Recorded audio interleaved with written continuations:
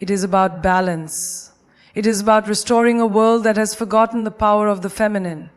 A world that has been limping on one leg for centuries. Look around you. Every great civilization that flourished truly honored the feminine. In ancient times, women were sages, warriors, rulers, and creators. But somewhere along the way, society started fearing this power. And what do people do when they fear something? They suppress it. But let me tell you something. Energy cannot be suppressed forever. When a river is blocked, it doesn't disappear. It gathers force. It carves new paths. It overflows. And now the time has come. The dam is breaking. The feminine force has been suppressed for centuries, but energy cannot be suppressed forever. For thousands of years, the feminine force has been like a mighty river, flowing with grace, strength, and wisdom. But what happens when you try to stop a river? You can build a dam, you can create barriers, you can try to redirect its course. But can you truly stop it? No, the water may be blocked for a while, it may be slowed down, but beneath the surface it is gathering power. And one day the dam will break.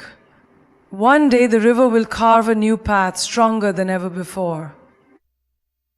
This is the story of the feminine force. This is the story of every woman who has ever been told to be silent, to shrink herself, to fit into a mold that was never meant for her. History is filled with such stories. There was a time when women were warriors, sages, and rulers, when their voices shaped civilizations. But slowly, society started fearing this power. It was not because women were weak, it was because they were too strong. And what do people do when they fear something? They suppress it. They try to control it. They push it down, thinking it will disappear. But energy does not disappear.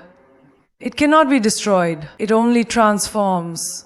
Think about fire. If you try to smother a flame, does it simply go out? No. Sometimes it retreats into embers, waiting for the right moment to blaze again. The feminine force is like that ember. It has been buried under centuries of oppression, under the weight of expectations, under the chains of old beliefs. But look around you. The fire is rising again.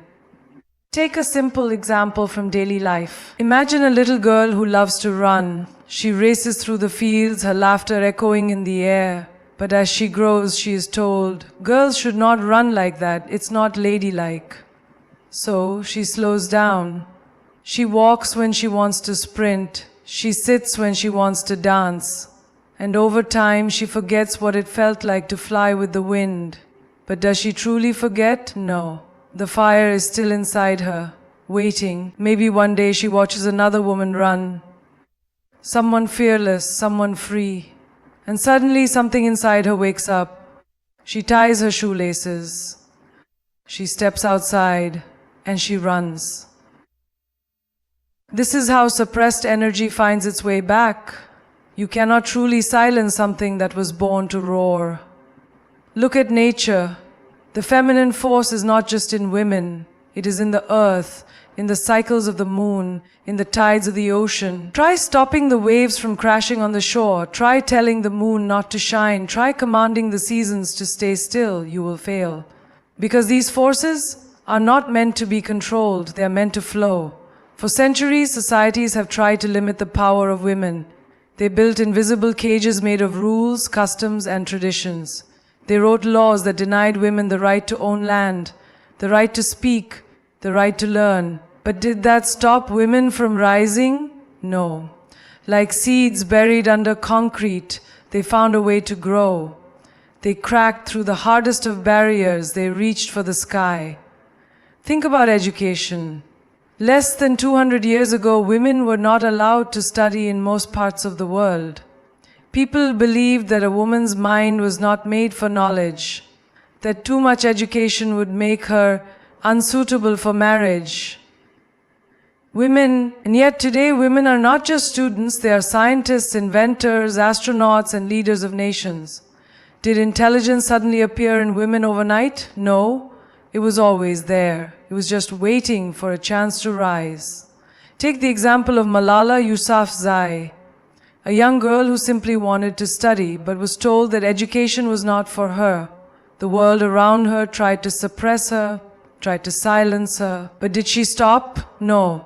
She became a voice, so powerful that even the bullets meant to silence her only made her louder. This is the nature of energy. The more you try to suppress it, the stronger it becomes. Look at the workplace. For years, women were told that certain jobs were not meant for them, that leadership was a man's role, that power was not for them. And yet today, women are CEOs of global companies. They are shaping economies, they are running governments. Did someone give them this power? No, it was always theirs. They just had to take it back. And this shift is not just happening in big movements. It is happening in everyday life. In the woman who stands up for herself at work. In the mother who teaches her daughter to dream bigger than society allows. In the girl who refuses to apologize for being bold, for being loud, for taking up. The future is not about making women stronger, they already are. It is about removing the barriers that never should have existed in the first place. So to those who still believe that the feminine force can be controlled, I say this: you are trying to hold back the ocean with your hands. You are trying to contain the wind in a box.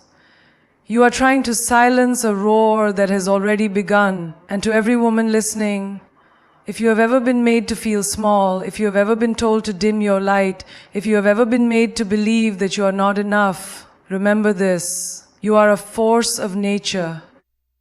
You are the storm and the sunrise, the river and the fire. They tried to bury you, but they forgot. You are a seed. Rise, roar, reign. The future is yours. Every great civilization that flourished truly honored the feminine. History is not just a record of wars and kings, of empires and conquests. It is a testament to what societies valued, to what they nurtured, to what they respected. And if you look closely, you will see one undeniable truth. Every civilization that truly flourished, that reached heights of wisdom, prosperity, and greatness, honored the feminine. This is not a belief, this is not a theory, this is history speaking, if only we choose to listen. Look at the most advanced ancient civilizations, the Indus Valley, the Egyptians, the Greeks, the Mayans. In every single one of them, the feminine was not seen as secondary, it was seen as sacred. Not only were women given important roles, but the very concept of the feminine, nurturing, wisdom, creation, was woven into the foundations of these societies. In ancient India, the divine feminine was worshipped in many forms. Durga, the fearless warrior; Lakshmi, the goddess of wealth and prosperity; Saraswati, the embodiment of knowledge and wisdom. But this was not just about deities. The reverence for the feminine was reflected in the way society was structured. Women were teachers, scholars, rulers, and warriors. Great queens like Rani Durgavati and Razia Sultana led their people with strength and wisdom. Egypt was no different. Women like Hatshepsut ruled as pharaohs, not just as symbolic figures, but as real, powerful leaders. Cleopatra was not just a beautiful queen. She was a strategist, a diplomat, a linguist, a force to be reckoned with. Egyptian women could own property, run businesses, and inherit wealth at a time when most parts of the world did not even recognize their right to exist beyond their husbands. The Greeks, despite their later restrictions on women, built entire philosophies around the balance of masculine and feminine forces.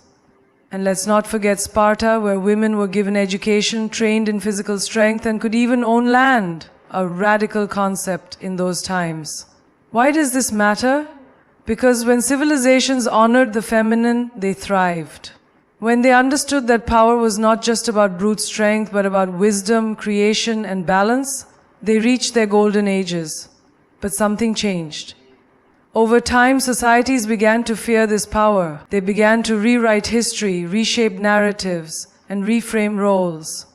The more civilizations moved toward conquest, war, and control, the more they suppressed the feminine. Instead of celebrating it, they started to restrict it. And what happened to those civilizations? They collapsed. History is filled with examples of societies that flourished when they honored the feminine, and crumbled when they suppressed it. The Roman Empire, at its peak, had goddesses and women who played crucial roles in governance and culture. But as Rome became more aggressive, as it became more focused on conquest rather than wisdom, the role of women diminished. And what followed? Decline. The same pattern can be seen in many other societies. The moment the balance was lost, the moment the feminine was ignored, decay set in. It is almost as if the universe itself ensures that no civilization can sustain itself by dishonoring half of its own existence. Now let's step out of history and into today. Look at the countries that are thriving, the companies that are leading, the communities